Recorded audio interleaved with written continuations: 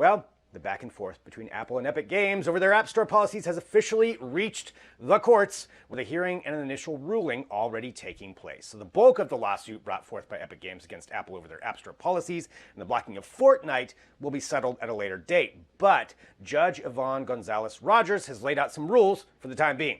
So the first one has to do with Apple threatening to remove Epic Games' developer's license from its App Store. If Apple were to do this, it would remove Epic's ability to work with third-party game developers that utilize its Unreal Engine software. So new development would instantly be hindered. It also could be a way for Apple to have an effect on games that currently use the software, which prompted Microsoft to already issue a statement in support of Epic and some other developers to already start stepping away from Unreal Engine. So other developers are starting to do that. Microsoft voiced support for Epic. Now, an Apple attorney argued that Epic might transfer its App Store misconduct to its other entities like Unreal Engine. However, Judge Rogers said that, quote, "It does look retaliatory and it looks like an overreach to me."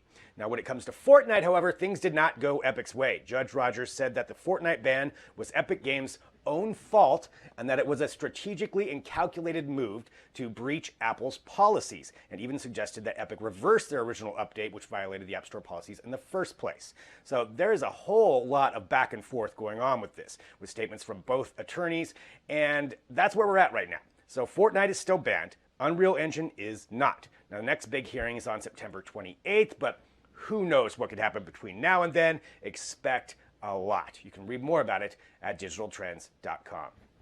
All right, and here is your daily update and the other big tech fight, TikTok versus the U.S. government. So as part of the lawsuit that TikTok has filed against the U.S. government to challenge and stop the ban that was placed upon it by the president's executive order, they have officially revealed their user base numbers for the U.S. This is the first time. TikTok claims to have 100 million monthly active U.S. users of its platform, which marks an 800% growth since January of 2018, with about 50 million being daily active users. They also said they've been downloaded 2 billion times globally, which is still behind Facebook, which is at 2.7 billion worldwide.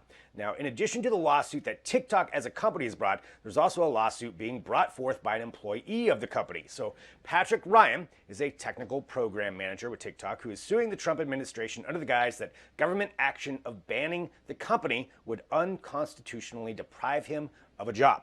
So according to Bloomberg, Ryan said, quote, "I've done nothing wrong. I haven't received any notice personally from the U.S. government and don't see why my paycheck should be taken from me," unquote. He also has a crowdfunding campaign going to raise money for his legal efforts. Now, this is completely separate from TikTok, the company's lawsuit. So expect news to rapidly change on this as their lawsuit makes its way into the court system. And while the ban deadline looms, we don't know how this will affect the potential sale to a company like Microsoft or Oracle. Like everything, it changes by the hour, so follow along at digitaltrends.com.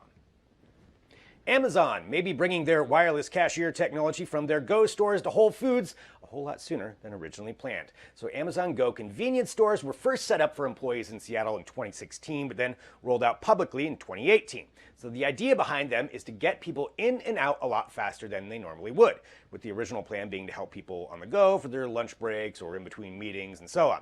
The tech behind it works like this. When you go into a store, you scan the Amazon Go app at the entrance, which then allows you to enter the store.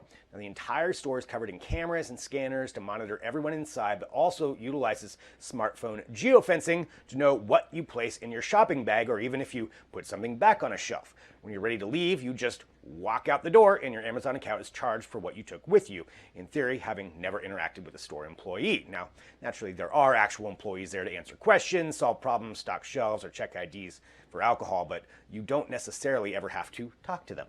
Now, the idea of this tech rolling out to a much larger store like Whole Foods isn't terribly surprising because they are rapidly expanding the regular Go stores. They've got 26 already implemented, plans for more cities to get them, and Go grocery stores are going to start opening up in 4 different cities in the US as well. So aside from the massive amount of tech that would be needed to monitor a store the size of Whole Foods, another concern from the industry is that what it could do to current jobs at those locations. It's also not that far of a stretch to anticipate robots could eventually handle a lot of the restocking and maintenance in the stores, so we'll have to see how the industry responds. Nonetheless, according to the New York Post, the plan is to start rolling out the tech to Whole Foods stores in the second quarter of 2021. So we're not that far away from seeing this being implemented. Read more about it at digitaltrends.com. The U.S. Air Force has had its first demonstration of a flying car as part of its new Agility Prime program. So Agility Prime is the program under which the Air Force wants to help accelerate the commercial market for advanced air mobility vehicles, or flying cars, which they also call orbs in military jargon. The idea is that these are non-traditional military vehicles, but they could support military missions or supply delivery, search and rescue missions, and so on. Now, this particular vehicle was part of a partnership with a company called Lyft, not the LY Lyft that competes with Uber, but a company that spells it Lyft, which is the real way. Anyway, they are not related. So this Lyft has been around for a while, even showcasing this particular aircraft, the Hexa, at South by Southwest in 2019, when we could have events like that.